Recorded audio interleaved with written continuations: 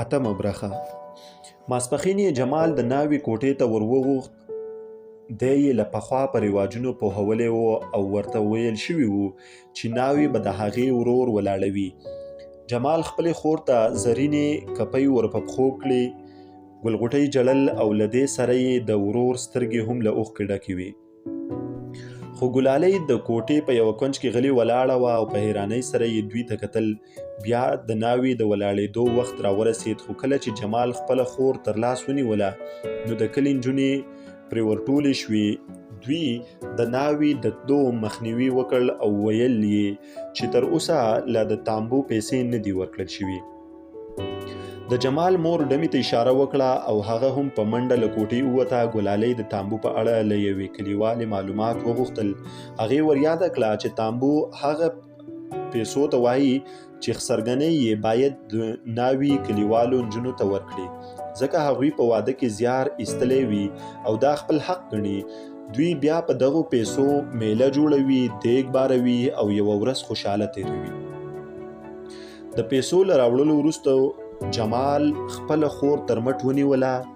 هغې جړل، جمال هم جړل او مور یې هم اوښکې تویولې. کله چې ټوله ډله له کوټې وته، په وره راغلې زړې وړې پرې راټولې شوې. ډله ورو ورو د کلا د لویې دروازې خواته نږدې کېدله. نجونو سندرې ویلې او له ټپو سره د ناوې د ژړا غږ هم ګډ و. شیبه وروسته په کلا کې چوپه چوپتیا وه. هیڅ څوک نه ښکارېدل. یوازې د لویو دیګونو ترڅنګ څو کارغان، یو خوار سپی او یوه وړه خیرنه نجلۍ لیدل کېدله. سپي په چیچلو هډوکو بوی کې کارغانو له ځمکې څخه وریجې پورته کولې او نجلۍ هم له یوه دیګه د ښوروا پاته شوي لونده روټۍ په یوه کاسه کې اچوله. هغې غټې خړې سترګې درلودې او تر سترګو یې تور او اوږده باڼه راتاو. ورځې تېرې شوې، هوا سړه شوه او بزرګانو د مني کښت ته تیاري ونیوه. د جمال په ناروغانو کې هم زیاتوالی راغی. اوس په له نږدې ولسوالیو څخه هم خلک ورتلل. ګلالۍ هم د کلي ماشومانو ته د پخوا غوندې زده کړه ورکوله. په دوی کې د ډېرو املا ښه شوې وه او د ریاضي په 4 عملیو ښه پوهېدل. ګلالۍ خوشحاله وه. د ماشومانو له پوهولو څخه یې خوند اخیست. پتره یې منلې وه چې دا کوچنی کور به نور پر یوه دسترخوان سره راټول وي. وریجې به پر کاشوغو خوري او د خوشایو د تپلو لپاره به خپلې ښځې ته دستکش راوړي. دې ته هره ورځ نوي وه. له کلیوالي ژوند سره ورو ورو بلدېدله. په خوی او جامو کې بدلون راغلی و او آن د ارغلي دیګدان لوګي به هم دومره بد نه ورباندې لګېده. دې غم نه پیژانده. خوله به یې تل له خندا ډکه وه. ژوند ته یې په مینه کتل او فکر یې کاوه چې د دنیا تر ټولو نجونو نیکمرغه ده. خو یوه ورځ هر څه بدل شول. خوشحالي کډه وکړه او د ګلالۍ له سترګو په لومړي ځل اوښکې تویې شوې. په هغه ورځ جمال د جانداد د ناروغې مېرمنې لیدو ته ورغلی و. ده په چوتره کې نسخه لیکله چې ترڅنګ یې یو ستړی ستمی واورېد. مخ یې ور واړاوه، سترګې یې پر لوڅو او خیرنو پښو ولګېدې. په بیړه یې پورته وکتل، زړه یې ولړزېد، خو بیرته په لیکلو بوخت شو. جانداد وویل د پاڼې مور ناروغه ده. جمال غلی شو. شیبه وروسته یې نسخه جانداد ته ونیوله، بکس ته یې لاس کړ او ورو ولاړ شو. جانداد په بیړه وویل چای دې سور کا، سړیږي. د جمال شونډې وخوځېدې. د اخونزاده په کور کې څوک ناروغ دي؟ زم چې ناوخته کیږي. جانداد په حیرانۍ هغه ته وکتل. وروسته یې د خواست په ژبه وویل که لومړی له دې نجلۍ سره لاړ شي ثواب به دې وشي. د هغې د مور وضع ښه نه ده. پاڼه وایي چې له سهاره راسي، سترګې پټې دي. جمال نجلۍ ته وکتل. هغه وارخطا وه. غټې خړې سترګې یې له اوښکو ډکې وې او له لاندنۍ چاودلې شونډې څخه یې ډومبک وینه راوتلې وه. جمال ورو وویل کومه دوا چې ما ورته لیکلې وه هغه ورکړه. د نجلۍ په ستړي او خوبولې څېره کې ګونځې پیدا شوې. ستونی یې ډک شو او یو دم یې په ژړا پیل وکړ. جانداد وویل وبال لري، ورسره لاړ شه. جمال لنډ جواب ورکړ وخت نه لرم. نجلۍ په ژړا کې وویل د مور په خوله کې مې ګولۍ ور واچوله خو تېره یې نه کړه. اوس یې هم د ژبې پر سر پرته ده.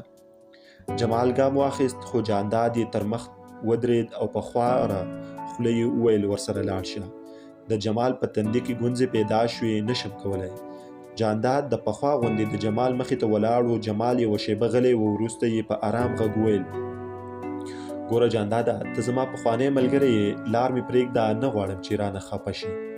جانداد د هغه پر اوږه لاس کېښود، ورو یې وویل: خو جمال یې په شدت لاس پورې واهه او په چیغه یې د جانداد خبره په خوله کې وروچه کړه: ته ولې نه پوهېږې؟ زه نشم کولی چې مړی را ژوندي کړم.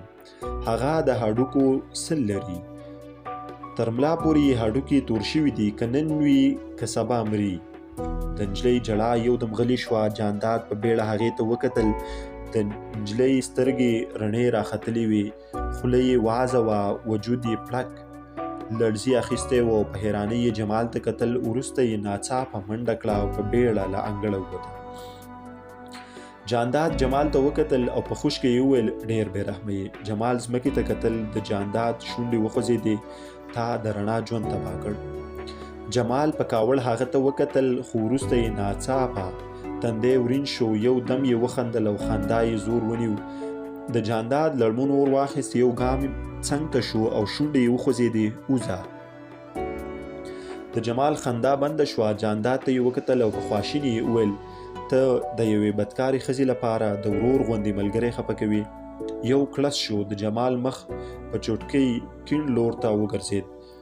له خولې یې لاړې توی شوې او په بیړه یې خپل ښي غومبري ته لاس ونیو. دا څپېړه دومره ناڅاپي او زوروره وه چې د جانداد ګوتو درد وکړ. چوپه چوپتیا شوه، یوه هم څه ونه ویل.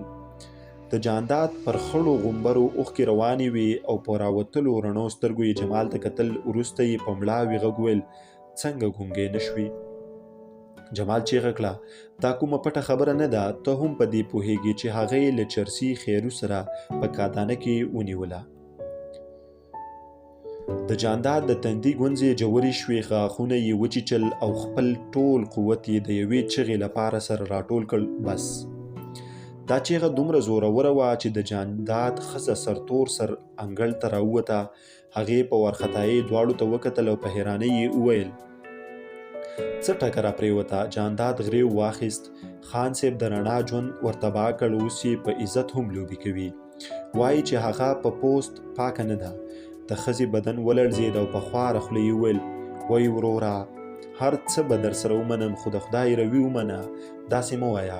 که زموږ په خبرو کې څه شک در لویږي، له کلیوالو وپوښته، رڼا خو ملایکه ده، ملایکه. د جمال پښو پړک واخیست. احساس ورولوید لکه زړه چې یې غاښونه پیدا کړي وي او خپل ځان په خپله خوري. بکس یې له لاسه ولوید. په سترګو کې یې اوښکې راټولې شوې. یوه شیبه زړېدلې سر بې حرکته ولاړ و، خو وروسته یې یو دم د انګړ په تړلې دروازه ورمنډه کړه. له ډېرې وارخطایۍ د دواړو پلو ترمنځ ونښت. د یوه راوتلي ټیم تیره جۍ یې مټ ته سیخه شوه، خو دی یې په درد ونه پوهېد. له انګړه ووت او منډه یې کړه. جمال په ټول قدرت منډې وهلې. خولۍ یې له سره لوېدلې وه او د مټ په برخه کې یې سپین لستوڼی په وینو سور و. دی د کلي په تنګو کوڅو کې تاو راتاو شو. څو حیرانو کلیوالو لار ورکړه او کله چې تر کلي ووت، تر یوې وړې نجلۍ مخکې شو. نجلۍ خړه پړه وه او ځوان هم له رنګه سور او سپین، خو په دوی کې یوه نښه ګډه وه. د دواړو سترګې له اوښکو ډکې وې او زړونه یې د یوه تن لپاره دربېدل. جمال ګړندی و، ډېر ګړندی، خو کله چې تیاره دهلیز ته ورورسېد، یو دم ودرېد. چوپه چوپتیا وه، هېڅ هم نه اورېدل کېدل. ان دا ځل د موږکانو بچوڼې هم غلي ول. د جمال لړزانده ګوتې د وره خواته ورنږدې شوې. د وره غنجا یې پر زړه کې د چړې غوندې ورتېره شوه. یوه شیبه ودرېد. پښې یې مړې وې، هېڅ حرکت یې نه درلود او احساس ورولوېد لکه له رګونو څخه چې یې وینه تښتېدلې وي. جمال د وره په لیخک کې ودرېد. په راوتلو رڼو سترګو یې پرتې ښځې ته وکتل. شونډې یې ولړزېدې او په زحمت یې وویل: رڼا. ښځې کوم حرکت ونه کړ.